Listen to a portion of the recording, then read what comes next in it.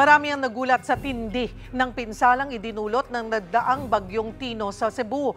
Ngayon lang daw kasi naranasan sa probinsya ang ganitong katinding pagbaha. Para pag-usapan yan, magkakasama natin si Dr. Likha Minimo, ang Director for Knowledge Sharing ng University of the Philippines Resilience Institute. Magandang tanghali po sa inyo, Doc. Salamat po sa oras. Magandang tanghali po sa lahat. Doc, ano po ba ang paliwanag sa tindi ng pagbaha sa Cebu matapos nga itong pananalasan ng Bagyong Tino? Bakit sinasabi ng mga residente na unang beses nila itong naranasan at yung mga dating hindi binabaha ay binaha ngayon? Kasi po, actually, pag tinitingnan po natin yung mga areas na nababaha at in the past year since 2011, yan po yung usual na sinasabi ng mga tao. Hindi pa nila to na-experience before. But you've seen this happen time and time again, katulad ng tropical storm Sendong. Kaya po minapan na natin yung mga hazards sa buong Pilipinas. At kasama po yung mga areas na to sa Cebu, ay nasa flood-prone areas po talaga sila. Kumbaga, nag-iintay lang ng malakas na ulan, ay pwede po talaga silang bahain. Kasama na din doon kung meron mang changes po sa land use, for example, sa forest, o kaya masyadong masikip na din yung mga drainage system, hindi po makakadaan talaga yung tubig kung merong malakas na pag-ulan.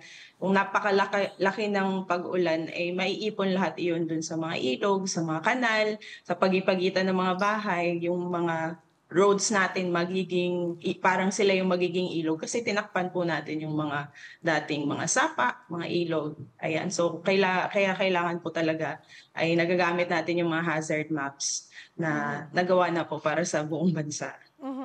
Ang sinasabi niyo po, kung tumitingin lang sila doon sa ating mapa, makikita nila na flood-prone yung area nila. Yes po, both hazard maps po ng NOAA, even ng GRSPH, ang mga areas po na binaha ngayon ay identified na noon as flood-prone areas. Although yung mga mapa po ay posibleng nagawa after nauna yung mga bahay bago yung mga mapa, dapat po sana ay yung mga areas na identified na as hazard prone ay kapag merong parating na bagyo ay natitingnan na at identify na sila talaga yung kailangang evacuate. Lalo na po nung dumating po si Tino ay as early as November 2 ay identified na po sa aming impact assessment na maapektuhan po talaga ay Mimaropa at Visayas base sa predictions na rin po ng Pag-asa and ang Weather Manila. Nakikita na po natin yung rainfall ay talagang malakas at matagal sa Mimaropa at Visayas area. So we were even translating our warnings into Bisaya and even Waray as early as November 2 because we saw this prediction. So dapat po sana ay na-evacuate talaga yung mga areas na identified na as flood prone. Sa ganito pong mga pangyayari, gaano kahalaga yung paggamit ng scientific data at hazard maps sa pagpaplano ng mga LGU? Kasi sabi nyo nga po, okay, flood-prone area ka na, tapos may mga pagbabago pa sa land use, talagang disaster na ang aasahan.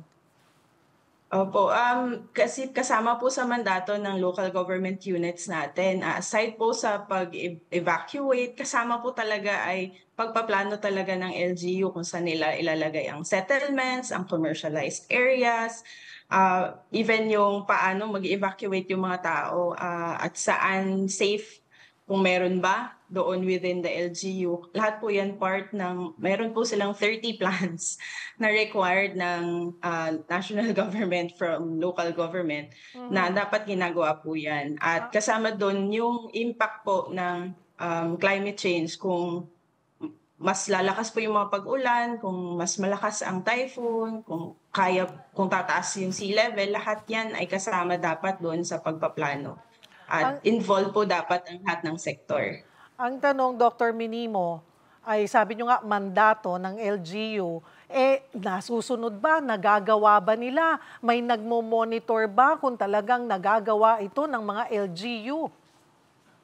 Mino-monitor po ito ng Department of Human Settlements and Urban Development. And sabi po nila sa amin, at least nung huli po kami nagkatagpo sa isang event, ay talagang mas magiging stricto na sila sa pag-implement nito kasi kaka-establish din po ng department. Pero in our studies po in the past in Mindanao, for example, madami pong LGUs yung hindi nakaka-cope up pa doon sa requirements. Kunyari po, kulang sila ng urban planners pa or wala silang capability, for example, to do GIS analysis, which is very much needed doon po sa mga planning na yun. So kailangan din po talaga na capacity building. Kaya ito yung isa sa inuuna po namin for the past years, aside from, because we have the maps already, we partner with LGUs na interested in doing those for their LGU, gawin yung mga mapa nila, climate risk assessments, even hazard assessment for earthquakes, for volcanoes. Ginagamit na po namin yung mga mapa ng different agencies and NOAA.